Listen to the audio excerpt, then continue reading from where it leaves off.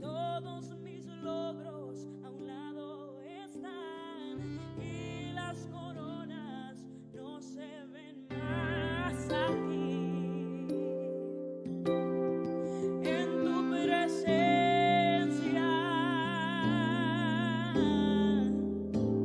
el cielo ya tiembla al ver tu poder.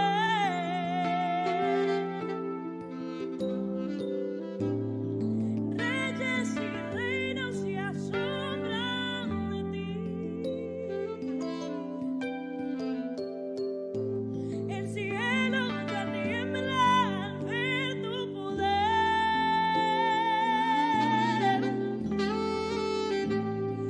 Reyes y reinos se asombran de ti.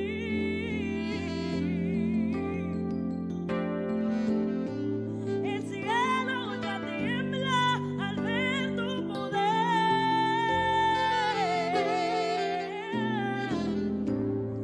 Reyes y reinos. Ok, mis amados, bienvenidos a la casa de Dios. Es una bendición, un placer que estén hoy aquí, que hayan dejado lo que tuvieron que dejar para estar en la casa de Dios. Hoy es día del Señor y qué bueno que están aquí.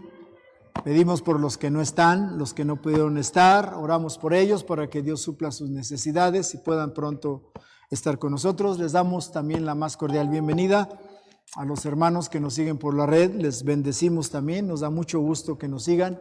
Así es que les voy a pedir que se pongan de pie, por favor, y por reverencia a la palabra de Dios.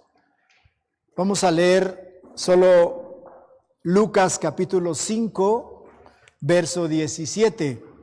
Y dice así: aconteció un día que él estaba enseñando y estaban sentados los fariseos y doctores de la ley, los cuales habían venido de todas las aldeas de Galilea y de Judea y de Jerusalén, y el poder del Señor estaba con él para sanar. Oremos. Padre, te alabamos, te bendecimos, te damos gracias por darnos esta oportunidad de vida que nos das. Ponemos en tus manos, Señor, la palabra, la actividad la hemos puesto en tus manos. Sobre todo, Padre, es importante que tu Espíritu Santo nos guíe a toda verdad y a toda justicia. De hecho, toma el lugar, habla tú, Señor, y no yo, y permite que en verdad podamos salir redarguidos, podamos salir realmente meditando, pensando qué áreas debemos de fortalecer, qué áreas debemos de impulsar más para poder avanzar y hacer tu obra y llevar a cabo el propósito por el cual nos trajiste acá. Gracias, amado, en el nombre poderoso de nuestro Señor Jesucristo te lo pedimos. Amén. Lo voy a invitar a que se siente. El tema que le voy a compartir es una interrogante, es una pregunta que dice: ¿qué tenía Jesús que lo buscaban de todas partes? Repito, ¿qué tenía Jesús que lo buscaban de todas partes?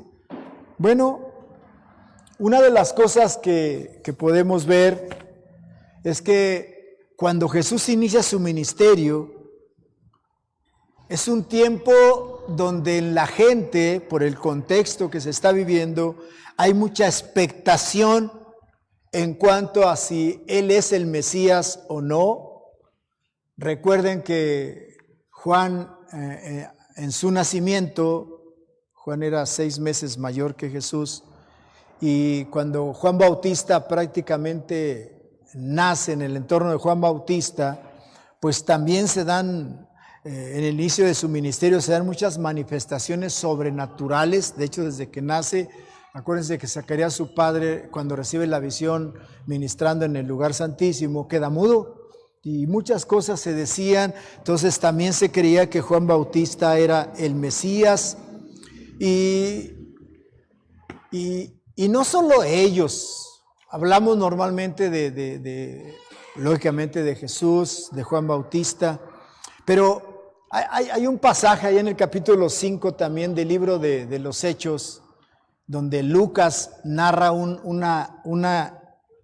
pasaje interesante. En Hechos capítulo 5, verso 34 al 39, hay una narración que hace un doctor de la ley llamado Gamaliel. Gamaliel fue instructor de Pablo, cuando todavía no era Pablo, cuando era Saulo, fue instructor, fue maestro, fue tutor de Saulo en su momento. Cuando Pablo diserta, cuando él dice que es fariseo de fariseos, dice, y estuve a los pies de Gamaliel, estuvo a los pies de este hombre de Dios. Mire la sabiduría que tenía este hombre hablando de los Mesías. Hechos 5, 34 al 39 dice, entonces levantándose en el concilio un fariseo llamado Gamaliel, doctor de la ley, venerado de todo el pueblo, mandó que sacasen fuera por un momento a los apóstoles. Y luego dijo, varones israelitas, mirad por vosotros lo que vais a hacer respecto a estos hombres. Y luego mire lo que dice, porque antes de estos días del movimiento del ministerio de nuestro Señor Jesucristo, dice, se levantó Judas el Galileo en los días del censo y llevó en pos de sí a mucho pueblo. Pereció también él y todos los que le obedecían fueron dispersados. Y luego dice, después de este se levantó Judas el Galileo, dice, porque antes de estos días se levantó Teudas diciendo que era alguien, a este se unió un número como de 400 hombres, pero él fue muerto y todos los que le obedecían fueron dispersados y reducidos a nada. Y luego ya dice de Judas el Galileo también, en los días del censo, y llevó en pos de sí a mucho pueblo, pereció también él, y todos los que le obedecían fueron dispersados. O sea, hasta aquí, tanto Teudas como Judas, también se decía que de ellos eran el Mesías. Amén. Estamos hablando antes de Cristo, y ellos también se presentaron como Mesías, y la gente los siguió, pero perecieron y se acabaron. Esa es la experiencia que tiene Gamaliel y le está diciendo, espérense con estos hombres. Dice, y ahora os digo, apartaos de estos hombres, o sea, de los apóstoles, y dejadlos, porque si este consejo o esta obra es de los hombres, se desvanecerá como fue con Teudas y Judas. Mas si es de Dios, no la podréis destruir. No seáis tal vez hallados luchando contra Dios. Ese es el consejo que dio Gamaliel. Consejo sabio, ¿no creen? Interesante. Entonces, no solo fue Juan, no solo fue Jesús, sino fueron muchos. ¿Por qué todo eso? Bueno, lo hemos dicho también tiempo atrás. 400 años de espera, una larga noche, un gran vacío de espera para que viniera el Mesías, no era poco, era realmente mucho. 400 años de espera sin ninguna palabra profética. Lógicamente que había angustia y desesperación en el pueblo porque viniera el Mesías. De pronto aparece Jesús, inicia su ministerio con muchas manifestaciones sobrenaturales que se dieron desde su nacimiento y aún antes del nacimiento, y ya se decían muchas cosas maravillosas acerca de Jesús. Y luego, ya cuando inicia su ministerio, simple y sencillamente comienza como debe comenzar el que tiene la autoridad, y él venía a cumplir un propósito aquí en la tierra, y es establecer el reino de Dios. Así es que lo primero que hace es enfrentarse a su peor enemigo, por así decirlo, y lo que hace es poner al diablo debajo de sus pies. ¿Cómo? Liberando a los cautivos por el diablo a granel. Y eso lo vemos en los evangelios, sobre todo Marcos, desde el primer capítulo empieza liberando gente endemoniada. Lógicamente que el infierno se enojó, se molestó mucho, y entonces el diablo le envía a Jesús toda la artillería que tiene, se la envía por tierra, por mar, por aire, precisamente para parar aquello. Decía el diablo, ya no veía lo duro sino lo tupido. ¿Cómo? ¿De dónde salió todo esto? Y el diablo ahí estaba agazapado, asustado y espantado, preguntándose de dónde salió todo esto. Así inicia el ministerio de Jesús. Esa es la expectación que hay en ese momento en el pueblo, y entonces cualquier cosa que era anormal, pues lógicamente que la gente decía, es el Mesías. Estamos entrando ahora en este tiempo, en el siglo tercero, estamos en el tercer milenio, ¿verdad? Ya en el tercer milenio, y prácticamente ya empezó, pero no tarda mucho en que vamos a empezar a oír a muchos Cristos viniendo. Ya hay, durante toda la historia ha habido, pero estamos a punto de entrar en un momento más continuo, así como también todo se ha preparado también para la manifestación del anticristo. También van a empezar a surgir muchos anticristos. Ya empieza también, y también lo ha habido, pero van a empezar a multiplicarse. Se los estoy diciendo porque se va a empezar a dar. Ahora, leímos el verso 17 del capítulo 5 de Lucas, y Lucas, ustedes saben que Lucas se le acepta como los de los apóstoles porque andaba con ellos, pero Lucas era un médico, literalmente hablando un médico, pero también era un escritor, y Lucas está evangelizando a un hombre de altura, de alta alcurnia, llamado Teófilo, y el evangelio de Lucas, Lucas investiga, escribe y se lo manda porque lo está evangelizando, luego escribe el libro de los Hechos también, y también se lo está compartiendo. Entonces es un historiador, como dice él, que se metió a indagar y a buscar en los rincones más escondidos acerca de precisamente de todo este ministerio de Jesús, de todo, y él da muchos datos muy interesantes en cuanto a todo el ministerio de Jesús desde que nace, otros datos que los demás no tienen, porque él fue, digamos, un investigador, un escritor que hizo con mucho temor su trabajo. Y entonces aquí Lucas en esa investigación nos presenta a Jesús, y se me hace interesante porque dice, aconteció un día de qué? Pues del ministerio ya de Jesús, uno de esos muchos días que Jesús tuvo dentro de su ministerio, y dice que uno de esos días donde Jesús estaba precisamente disertando para poner lógicamente a su liderazgo, a su gente y al pueblo que estaba enseñando, pues ponerlos al día y al tanto precisamente de las circunstancias y de lo que estaba aconteciendo alrededor de su ministerio. Y bueno, no nos dice que estaba enseñando, nos dice que estaba enseñando. Nosotros vamos a deducir lo que estaba enseñando, porque a eso Jesús vino. Jesús vino a establecer el reino de Dios. ¿Amén? ¿Están de acuerdo conmigo? Él vino a establecer el reino de Dios. Entonces, ¿qué estaba enseñando? Yo quiero creer que estaba enseñando, estaba instruyendo, estaba capacitando a sus líderes para enviarlos precisamente a predicar acerca del reino de Dios.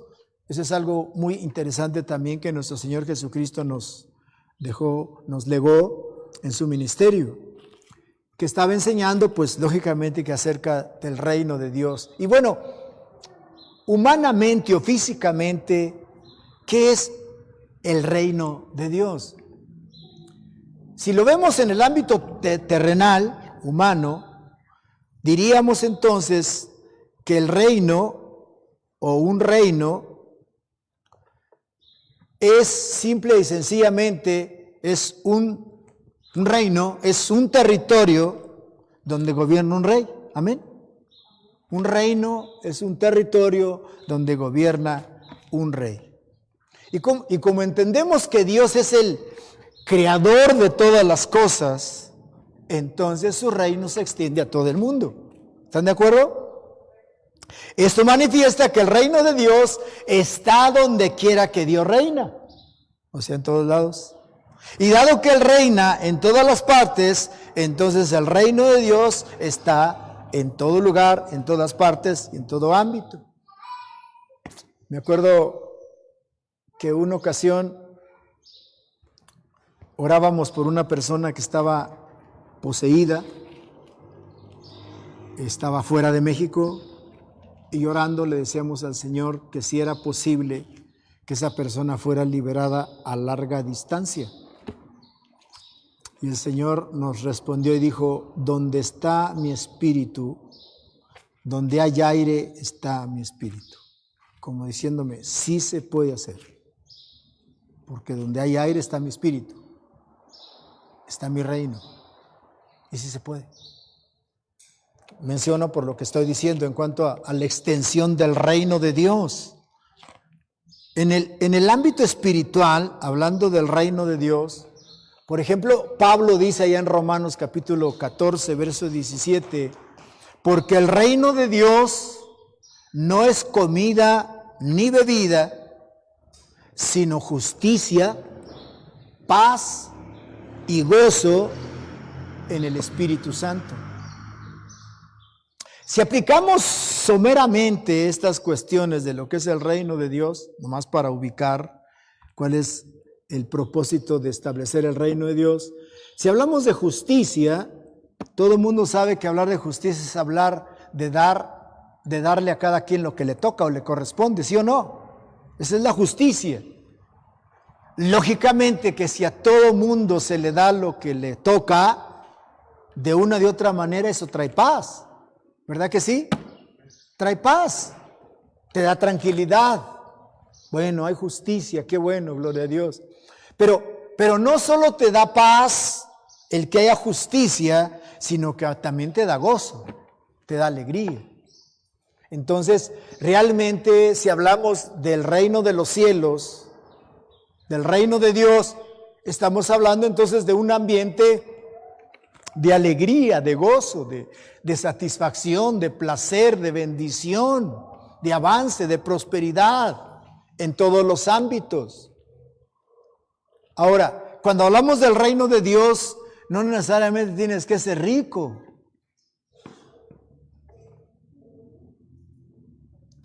Por eso Jesús dice: mi paz os doy, mi paz os dejo, mi paz os doy, no la doy como el mundo la da. No se turbe vuestro corazón ni tenga miedo. La paz de Dios es una paz que aún dentro de la turbulencia, de la dificultad, de la situación difícil, sientes la confianza, la seguridad de que Dios está contigo. Como cuando la tormenta se levanta en el mar y Jesús le dice: no teman, soy yo. O sea, hay tormenta, pero Jesús dice: no teman, calma. Y calma la tempestad y entonces todo tranquilo.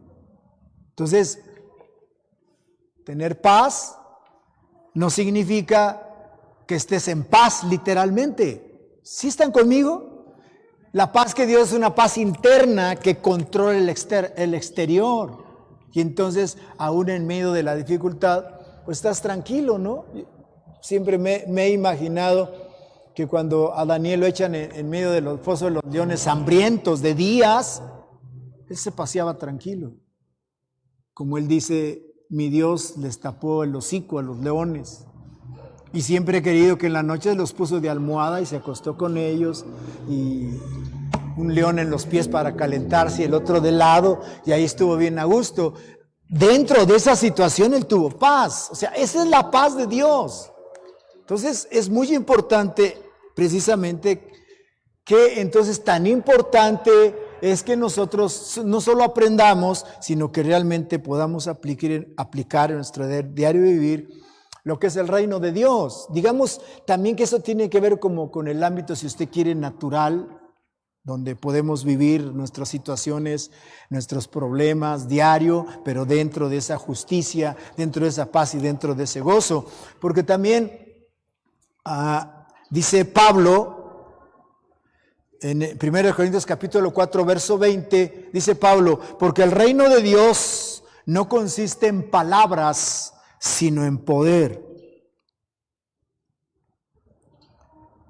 Y cuando hablamos de poder, vuelve a mi mente nuevamente el versículo que hace unos días atrás les mencionaba, que también está ahí en 1 Corintios capítulo 4, verso 1, donde dice que nosotros solo somos siervos de Dios, de Jesucristo, y administradores de los misterios del reino. ¿Qué es el poder de Dios sobre alguien que cree? no es otra cosa que administrar esos misterios de Dios.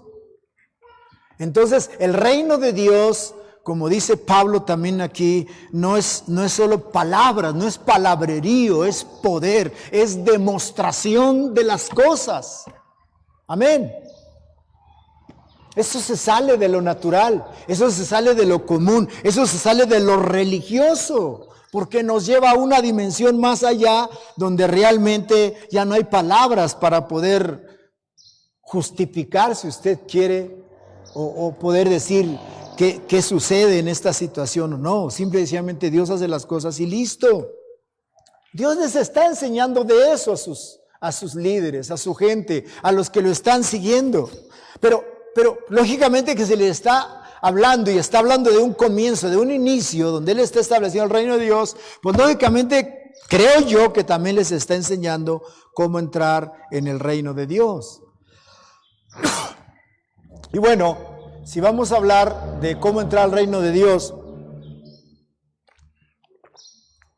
me parece que la parte más interesante en cuanto a cómo entrar al reino de Dios tiene que ver con lo que le dice Jesús a Nicodemo, ¿no creen? Allá en Juan capítulo 3, cuando dice que Nicodemo llega y halaga a Jesús, y Jesús, en vez de corresponder a Nicodemo por lo que le está diciendo que rabí, sabemos que vienes de Dios, porque nada puede hacer las cosas si no está Dios con él, etcétera, etcétera.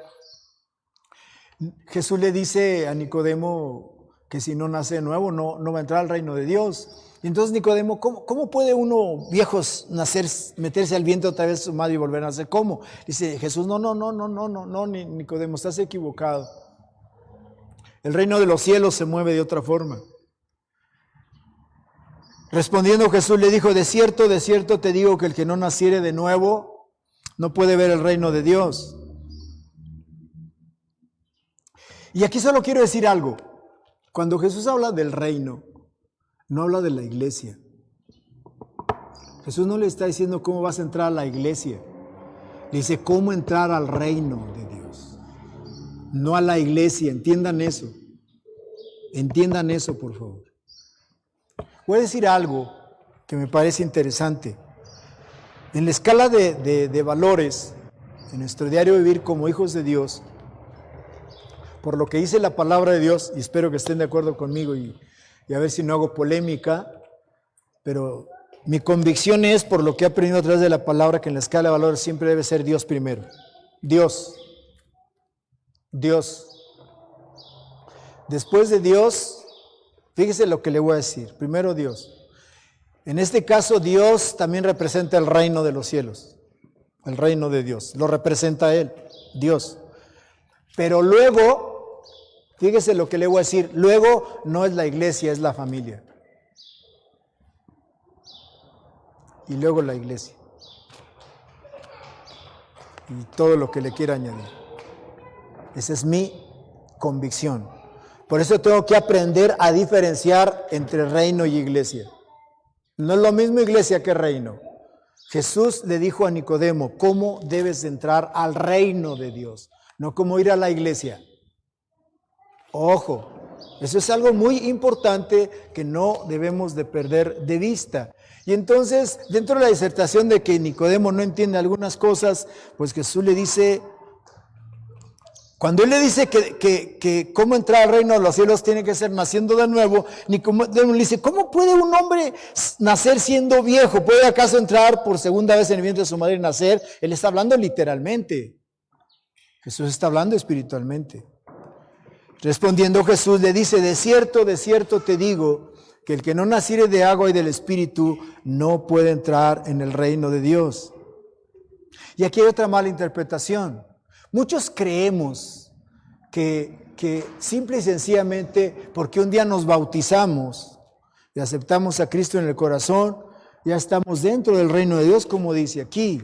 Pero en esta aplicación, la palabra agua tiene que ver con santificación. No sé si me estoy explicando. Tiene que ver que si tú quieres entrar al reino de los cielos, tienes que santificarte y moverte en el Espíritu. con agua y con el Espíritu nacer de nuevo. Y ahí es donde la mala interpretación. La gente cree que porque se bautizó hace un montón de tiempo, ya está en el reino de Dios en automático. No es cierto. No es cierto.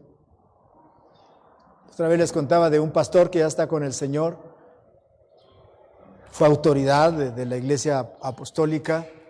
Y cuando le decían, o él decía de un hermano que anda fumando, decía, bueno, pues es un hermano fumador. Pero aquel toma, bueno, pues es un hermano tomador. Tú no puedes ser un hermano fumador y estar en el reino. No puedes ser un hermano tomador y estar en el reino, ¿sí? No, no se puede. Pero ya estás bautizado y, o sea, aquí tiene que ver, entrar al reino, tienes que estar santificado y moverte en el Espíritu para que puedas entonces discernir. Nicodemo se está discerniendo humanamente, físicamente o materialmente, como decimos. Por eso cuando le dicen, tienes que nacer de nuevo, ¿cómo yo viejo puedo volver a meterme bien? No, Nicodemo, no se trata de eso. Tienes que nacer de nuevo, una nueva mentalidad, una nueva forma de ver las cosas. El reino de los cielos no es palabras, es poder, pero también es justicia, pero también es paz, pero también es gozo. Es lo que Jesús le está diciendo. Nicodemo no entiende todo esto, y de eso está enseñando Jesús. Lo que me llama mucho la atención es qué clase de auditorio tiene. El tema es, ¿por qué a Jesús lo seguían de muchas partes? ¿Qué tenía Jesús que lo seguían? Y tenía un auditorio tremendo, un auditorio súper especial, diría yo. Los que estaban en primer fila, donde Jesús estaba, dice aquí que eran los fariseos. ¿Quiénes eran los fariseos? Los fariseos eran un grupo o movimiento político, social y religioso, así como una escuela de pensamiento judía en la tierra de Israel, o sea, que se dio, o más bien surgieron los fariseos, surgió esa escuela de Judea en la tierra de Israel durante el periodo del Segundo Templo. O sea, surgen ellos después de la deportación. Acuérdense que Israel es deportado a Babilonia, 70 años, y cuando regresan, tiempo de Ageo, cuando habla de la reconstrucción del templo, ese es el segundo templo, el de Salomón es el primer templo. En la reconstrucción del segundo templo, cuando regresan los deportados de Babilonia a Israel, es cuando surge este movimiento. Amén. Surge este movimiento de pensamiento y prácticamente duran hasta el tiempo de la destrucción del segundo templo, que se da por Tito, o sea, por los romanos, en el año 70 de nuestra era. Ahora, ¿qué practicaban los fariseos? Eran judíos intelectuales y con gran influencia político-social, y enseñaban y defendían su doctrina de forma estricta y consideraban que su pensamiento era superior a los demás. Creían en la inmortalidad del alma, la vida luego de la muerte y la resurrección de los espíritus buenos en cuerpos eternos. Eso es lo que creían. Esa era la clase de auditorio que tenía Jesús. Pero no solamente los fariseos. Dice Lucas que también había doctores de la ley. ¿Quiénes eran los doctores de la ley? Los doctores de la ley eran judíos con un profundo conocimiento de la ley de Moisés y por extensión de las Escrituras. Por ejemplo, Gamaliel era un doctor de la ley. Gamaliel murió 18 años antes de la destrucción del segundo templo de Jerusalén. O sea que Gamaliel murió aproximadamente en el año 52, podríamos decir, bueno, más o menos por ahí. Bueno, es que Cristo no nace en el 0, sino, según los eruditos, dicen que Jesús nace como en el 4 antes de, bueno, ¿cómo se dice ahí? Antes de Cristo. O sea, pero eso es lo que dicen los eruditos. Entonces, Por eso se dice que Gamaliel muere 18 años antes de la destrucción del segundo templo de Jerusalén por Tito. Pero también había parte del pueblo. El pueblo que siempre está ahí. El pueblo que siempre está ahí del lado de Jesús. Bueno, mientras le den. Porque así es el pueblo, ¿se han fijado? Si al pueblo le dan, se le da una cachucha y una torta, vota por ese partido. Si no le dan torta ni cachucha, pues no vota. Entonces al pueblo mientras le den, ahí está, simple y sencillamente. Ya cuando no le den, va a buscar a su conveniencia lo que le den. Cuando estaba escribiendo, me estaba acordando que la segunda congregación que pastoreamos en la Ciudad de México, hicimos mucho trabajo social y como en la iglesia había un grupo que hacían teatro y buen teatro, llegamos a hacer una obra en la calle y juntamos como 500 gentes y pues les dimos cuando las cajitas y les dimos un montón de cosas y regalos. Entonces, mientras a la gente le dábamos, ahí la teníamos. Esa vez fueron como 500 gente las que estuvimos en la calle. Claro, al otro domingo no había nadie. Porque la gente, si le das, ahí está. Si no le das, no están. Yo siempre me he preguntado, ¿cuántos de los que gritaron, crucifícale, fueron sanados en alguna ocasión? Pero ahora gritaban, crucifícale también, crucifícale también. Qué tremendo. Pero así es el pueblo. Pero también me llama la atención que dice que todo este auditorio habían venido de todas las aldeas de Galilea, de todas las aldeas de Judea y de Jerusalén. ¿Sabe a qué distancia estaba Judea de Galilea y a qué distancia estaba Jerusalén de Galilea? Judea de Galilea estaba a 150 kilómetros. Hoy en día 150 kilómetros en carro rápido, hora y media, está ahí, no exagerando. Si le mete 150, pues en una hora llega, no hay ningún problema. Pero aquel entonces 150 kilómetros caminando eran días para llegar. Entonces de Judea a Galilea 150 kilómetros y de Jerusalén a Galilea 126 kilómetros. ¿Qué tenía Jesús?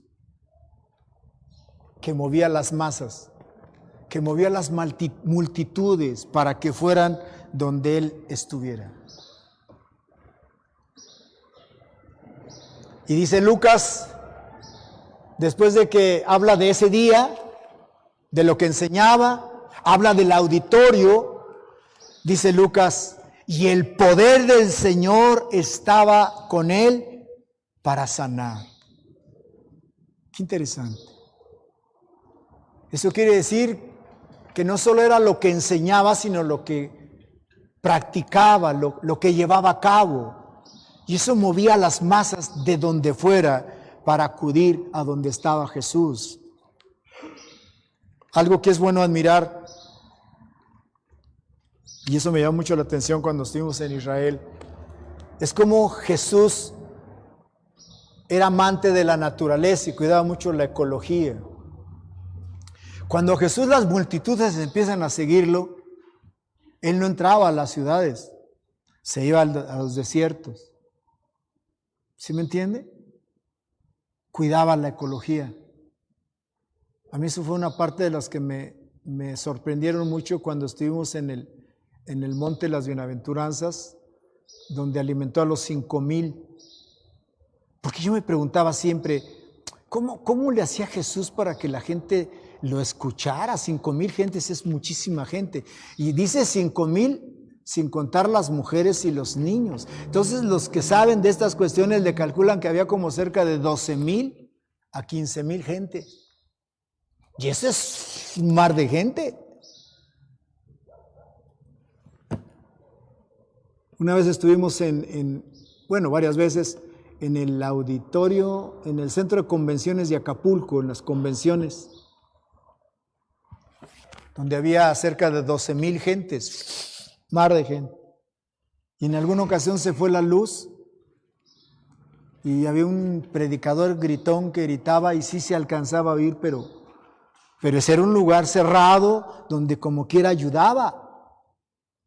Yo siempre me preguntaba de Jesús, ¿cómo le hacía para que la gente lo oyera?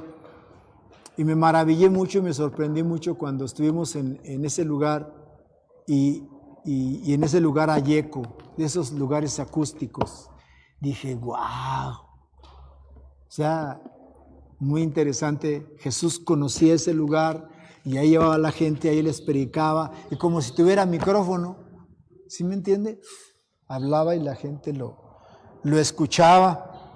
Así es que el poder de Dios estaba también sobre él para sanar.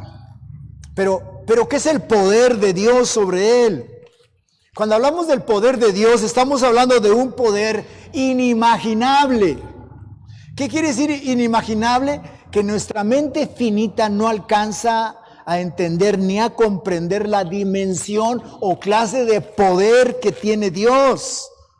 Además, al ser inimaginable, también es inexplicable, no lo puedes explicar.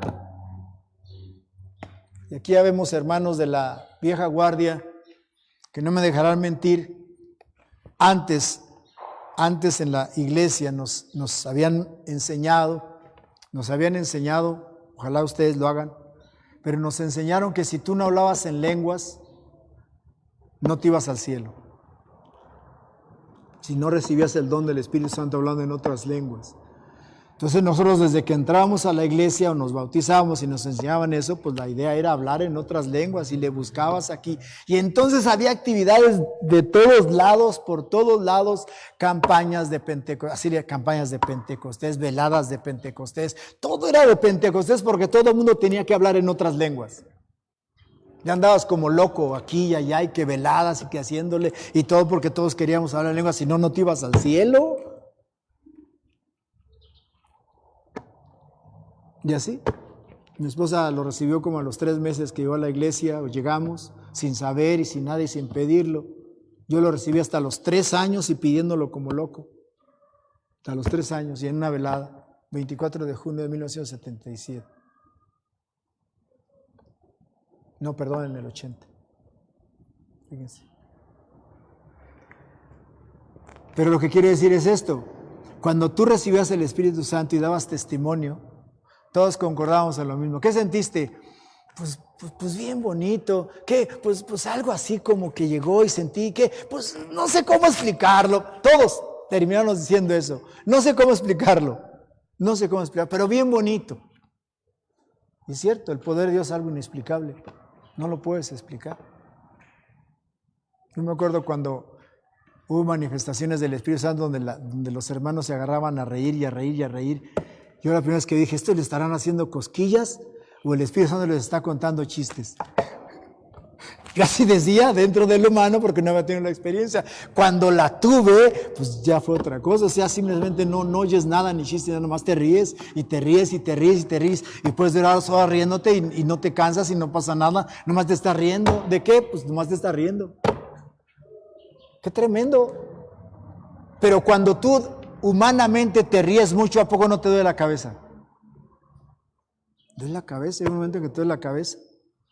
Y cuando es en el Espíritu, pueden pasar horas riéndote y jajaja, y ya cállate, y jajaja, y nadie te para. Es algo inexplicable, no puedes explicarlo.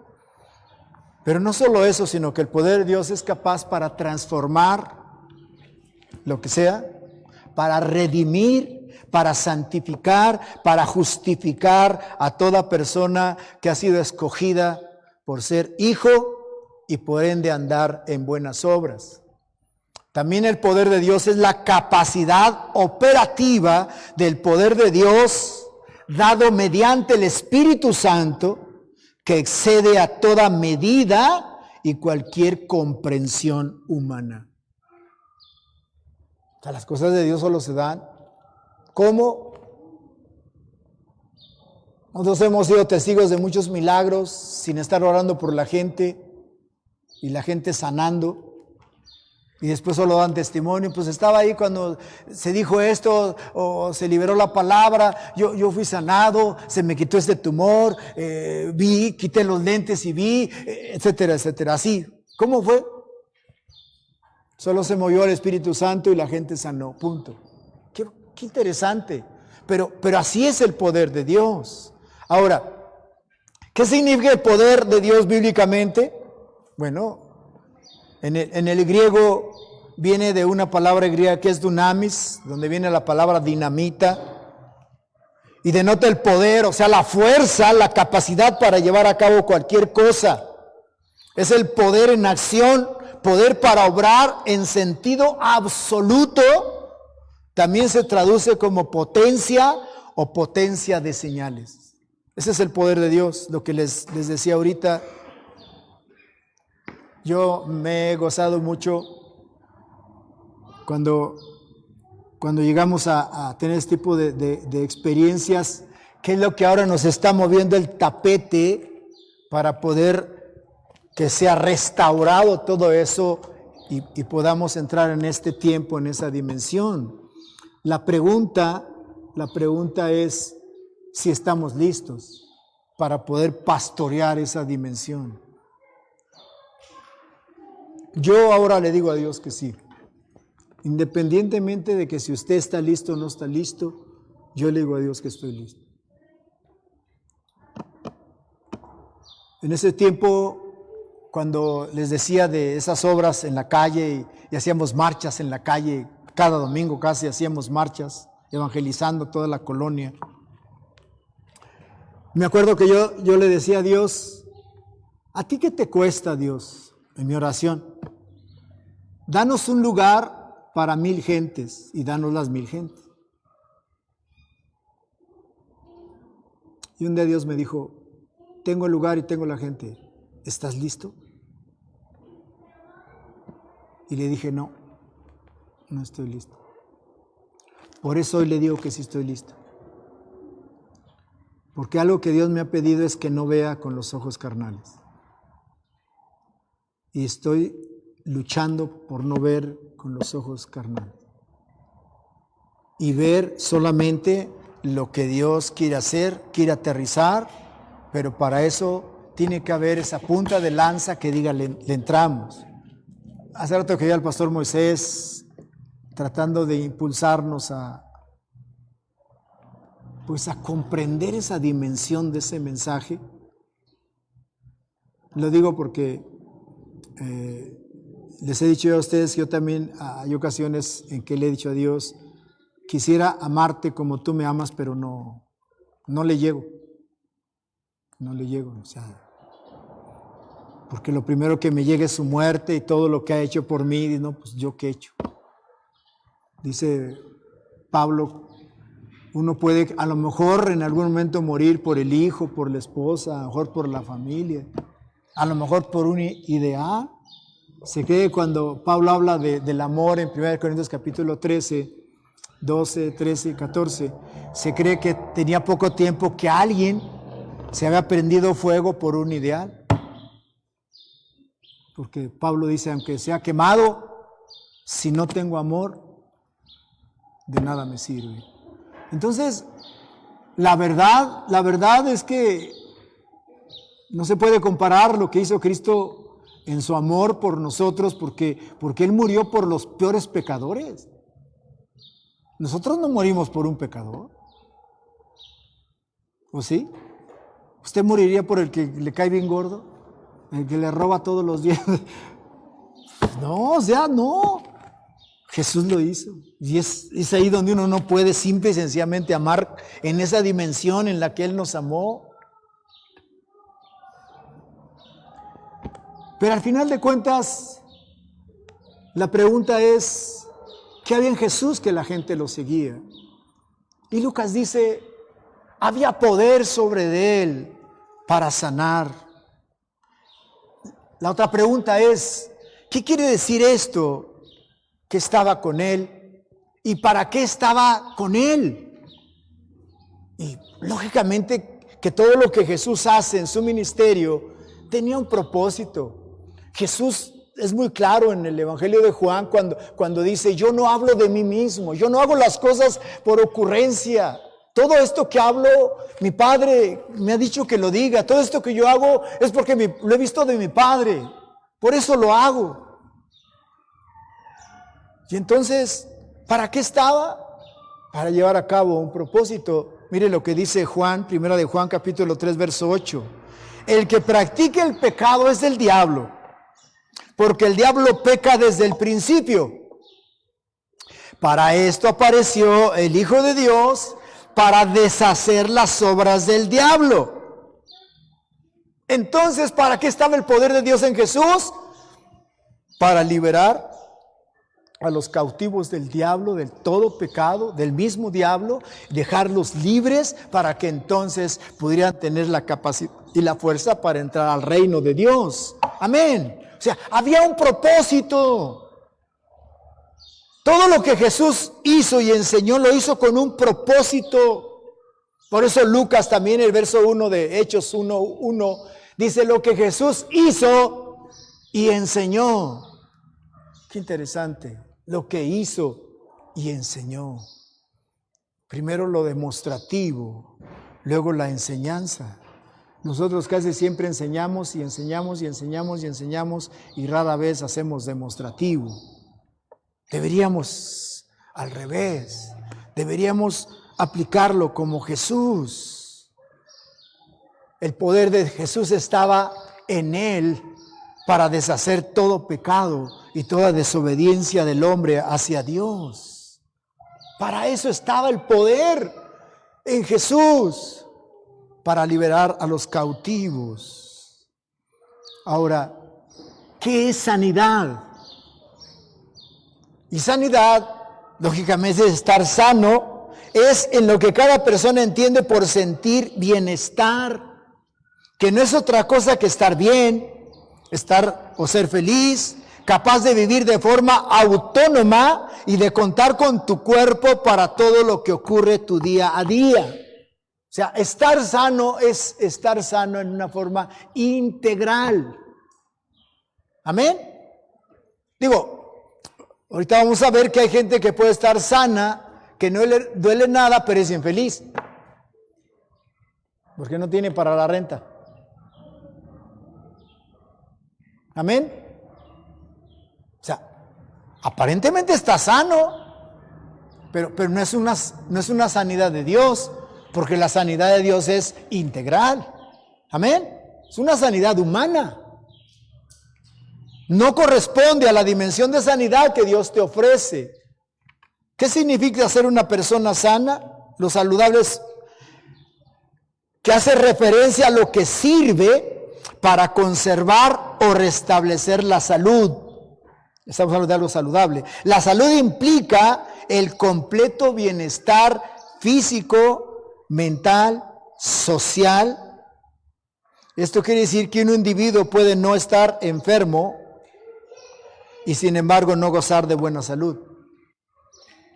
Lo que les decía ahorita. Estar sano en Dios o ser sanado por el poder de Dios en esa dimensión es estar sano en una forma integral. ¿Sí se entiende así? ¿Sí están conmigo? Sano no es nada más, no me duele nada. Sano es también estar sano de tus finanzas. Sano también es estar sano dentro de la circunstancia más adversa o más difícil que tengas.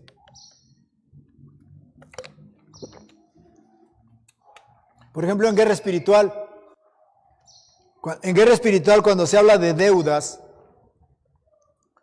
se dice que una deuda, si tú la tienes controlada y bien administrada, no es maldición, es bendición. Pero cuando esa deuda te está carcomiendo y no hayas qué hacer y andas y que aquí, que allá, es maldición. ¿Sí están conmigo? ¿Sí ven la diferencia? Tienes una deuda pero controlada, tus pagos cada quincena, cada semana o cada mes, etcétera. Es una bendición, no hay ningún problema, Dios está proveyendo. Pero cuando no hayas qué hacer y te buscas y no hayas qué vender, qué robarte por ahí, pues es del diablo, es maldición. Entonces, discierne eso y párale por ahí. Yo siempre recomiendo que si no sabes manejar las tarjetas, no las uses. Cancélalas, quítalas, aviéntalas, pero no te quedes con ellas, porque es bien padre comprar con tarjeta, ¿verdad? Puras poderosas ahí le pones y te llevas tus cosas y feliz de la vida y lilingo, pero al mes a chillar y a esconderse y a ver quién le contesta al acreedor y etcétera, etcétera. No, Dios nos libre de eso, en verdad. Por eso, yo no sé ni usar las tarjetas. Tenemos porque se requiere o se necesita, pero realmente yo a las tarjetas casi no les entro en ese sentido. Sobre todo las de crédito. Pero los que saben manejarlas, pues qué bueno, ¿no? Porque los que saben sí le hacen re bien y que el corte y que cuándo es y que tengo un mes y acá y bueno, qué bien. El que sabe controlar adelante, pero el que no, mejor hágase a un lado. Busquemos que el poder de Dios sane nuestro ser íntegro para que podamos realmente entrar en la dimensión del propósito de Dios. Para terminar, estoy acabando muy rápido, ¿verdad? Debería seguirme. Algo que a mí me admira mucho, hablando de los que seguían a Jesús y por qué lo seguían, tiene que ver con lo que dice la palabra de Dios cuando dice que algunos a lo bueno llaman malo y a lo malo llaman bueno. Por ejemplo, Isaías capítulo 5, verso 20 y 21 dice: ay de los que a lo malo dicen bueno. Sí, a lo malo dicen bueno y a lo bueno malo, que hacen de la luz tinieblas y de las tinieblas luz, que ponen lo amargo por dulce y lo dulce por amargo. Ay de los sabios en sus propios ojos y de los que son prudentes delante de sí mismos. En otras palabras, hay de aquellos que se autojustifican a sí mismos para poder hacer cosas que no son correctas. Mi mamita, sé que está en Dios, decía que hay quienes se hacen locos, así decía, se hacen locos para tragar a puños. Y a veces cuando nosotros buscamos la forma de autojustificarnos, eso es precisamente lo que estamos haciendo. Y yo hablo de que me admira mucho esto que dice Isaías, pero eso también me pasa precisamente con la forma de juzgar, en este caso el ministerio de nuestro Señor Jesucristo, que era juzgado por los fariseos, por los escribas, por los saduceos, por los doctores de la ley y uno que otro del pueblo, porque de que los hay, los hay. ¿Qué hacían los fariseos? ¿Qué hacían los doctores de la ley, los escribas, los saduceos? ¿Qué hacían? Veían el milagro y en vez de glorificar a Dios, criticaban, juzgaban y luego le decían a Jesús que por Belcebú echaba fuera a los demonios, que sanaba por el diablo, o que era un hombre que había muerto y que había resucitado y por eso había en él ese tipo de poderes. Eso decían de Jesús. Así es como lo criticaban y juzgaban toda esa dimensión de gracia que había del cielo en él para hacer bienes. Yo leí solamente el verso 17, pero el capítulo 5 de Lucas tiene que ver con la sanidad del paralítico aquel cuando Jesús está en la casa de Pedro en Capernaum.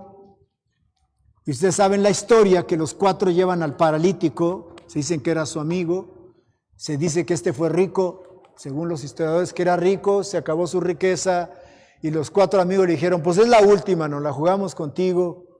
Y lo llevaron ante Jesús, pero llegaron y la puerta estaba abarrotada, no cabía nadie, no podían entrar. ¿Qué hicieron? Se subieron por el tejado, abrieron un espacio arriba y bajaron al paralítico exactamente donde estaba Jesús. y los carones que estaban ahí, los fariseos, los doctores de la ley, y allá nomás criticando y juzgando y chismeándose entre ellos lo que Jesús hacía. Y luego, para acabarla de amolar, o sea, Jesús está enseñándoles acerca del reino, cómo entrar al reino, cómo poderlos liberar a través del poder que estaba en él para que ellos fueran libres y decidieran qué hacer. Y en ese momento bajan al paralítico. Imagínense el polvaredón que empezó a caer ahí, a sacudirse, y bueno, pero admirados por estos cuates, ¿qué están locos o qué onda? Y bajan al paralítico exactamente donde está Jesús. Y Jesús ve al paralítico y lo que se le ocurre es decirle: tus pecados te son perdonados. O sea, les echó ahí leña al fuego ahí a los criticones y murmurones. Cuando Jesús dice: tus pecados te son perdonados, cuate, lo que primero dijeron: este cuate está loco, eso solamente Dios lo puede hacer. Jesús les aventó un buscapiés, por un lado, pero por el otro lado, es una enseñanza muy interesante que Jesús nos da, porque una persona sana físicamente, como hablábamos de la sanidad, dañado del corazón, pero sano físicamente, ¿es feliz? No. ¿Qué hubiera ganado si Jesús lo sana y no le hace caso al corazón como estaba echado a perder? Al poquito tiempo el diablo le hubiera robado nuevamente la salud y hubiera otra vez caído enfermo, como pasa con muchos. Lo más importante, aún que tu sanidad física, es la sanidad del corazón. Grábate eso. Por eso la Biblia dice: es mejor entrar ciego, cojo, manco al reino de los cielos que irte completo al infierno. Qué importante la sanidad del corazón. Qué importante que en ese momento este hombre fuera perdonado de sus pecados. ¿Sí me entiendes? ¿Está conmigo? Y entonces Jesús usa ese medio donde está perdonando al paralítico para que los criticones empiecen a juzgarlo y a decir: no, hombre, este cuate está loco, eso solamente Dios lo puede hacer. Y entonces Jesús hace una demostración maravillosa. Pues para que sepáis que el Hijo del Hombre tiene poder para perdonar pecados, a ti te digo: levántate, toma tu lecho y vete a tu casa. ¡Wow! ¿Cómo le refutas eso? ¿Cómo le dices no es cierto? ¿Cómo le dices este es un impostor, un mentiroso, un falso? ¿Cómo? Sin embargo, el celo, la envidia, la competitividad del poder, lo cegaba.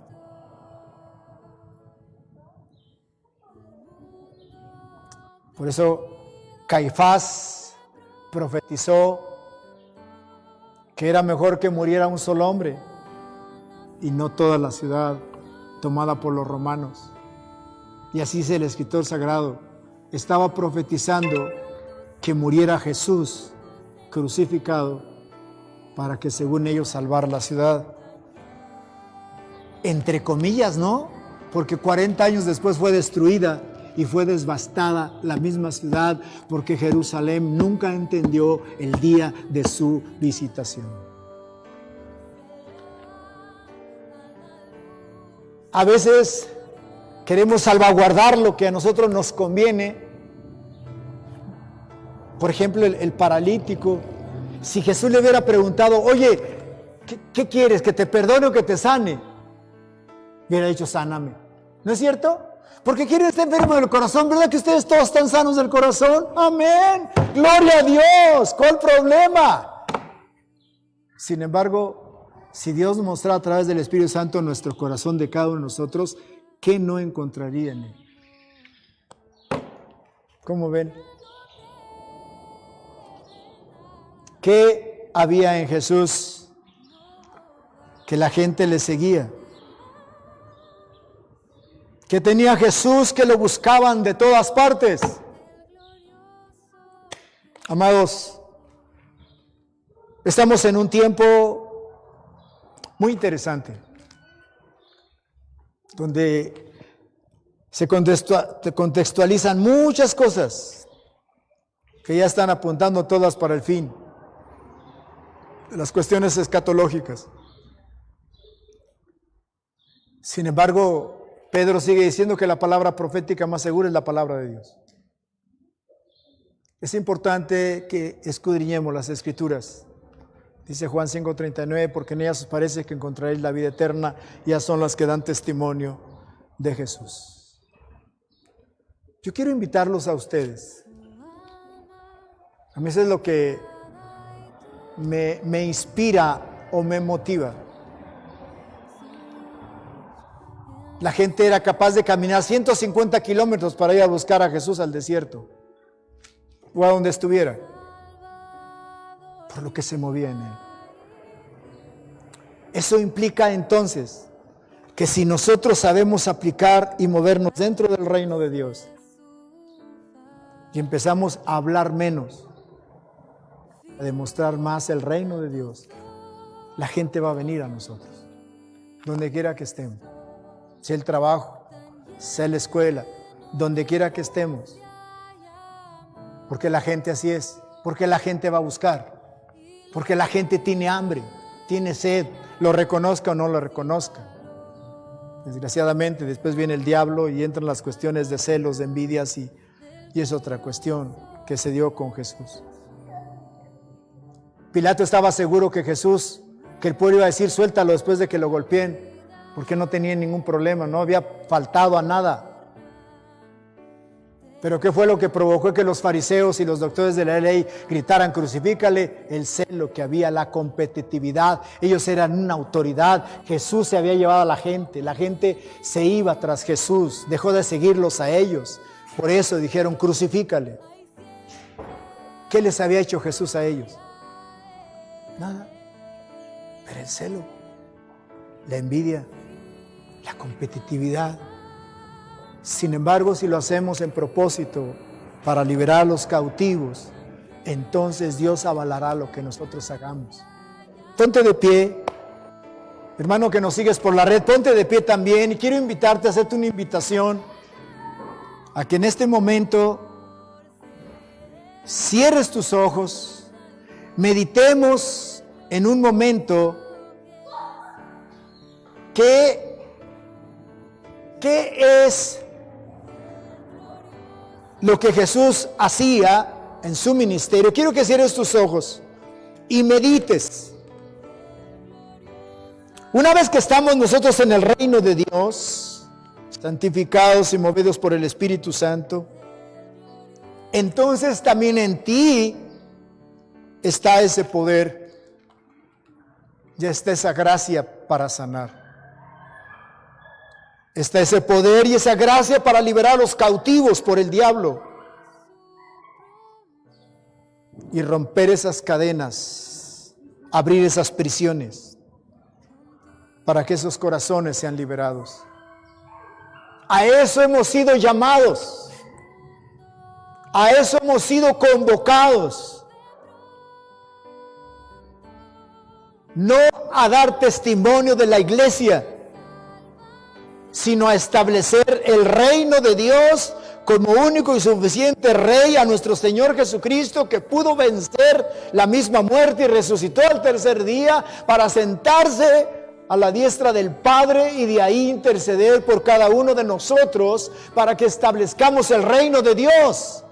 Pero el reino de Dios no es comida ni bebida, sino es poder de Dios. El reino de los cielos es justicia, gozo y paz.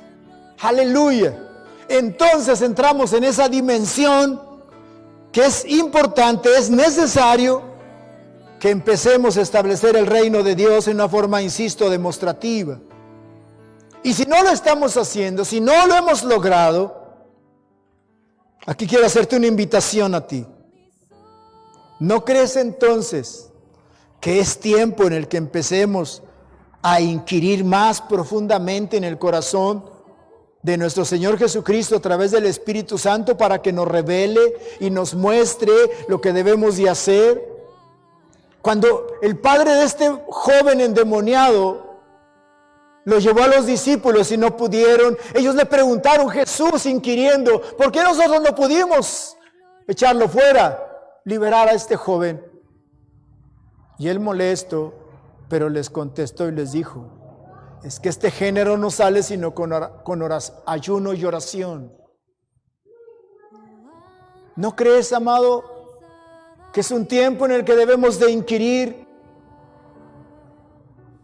para movernos dentro del reino de Dios y establecerlo en los corazones que están atados, que están oprimidos, como este paralítico, y dar testimonio del Rey de Reyes y Señor de Señores donde quiera que estemos y vayamos? Pero no como neófitos, no como nuevos, sino como aquellos que ya hemos cruzado desiertos, valles, montañas, ríos, mares, y hoy estamos delante de su presencia. Yo quiero invitarte a que salgas desafiado de aquí y que empecemos a hacer para luego enseñar. Que empecemos realmente a aplicar en los corazones nuestro diario vivir, que tiene que ver con el reino de Dios. Y de esta manera haremos que se agilice la segunda venida de nuestro Señor Jesucristo, que muchos esperan o esperamos. Gracias, Señor. Gracias, Padre.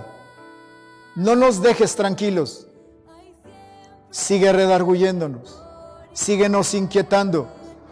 Síguenos moviendo, como decimos acá, Señor, moviendo el tapete, hasta que nos pongamos en la brecha y seamos parte de tu reino y lo podamos establecer en los corazones. En el nombre poderoso de nuestro Señor Jesucristo te lo pedimos.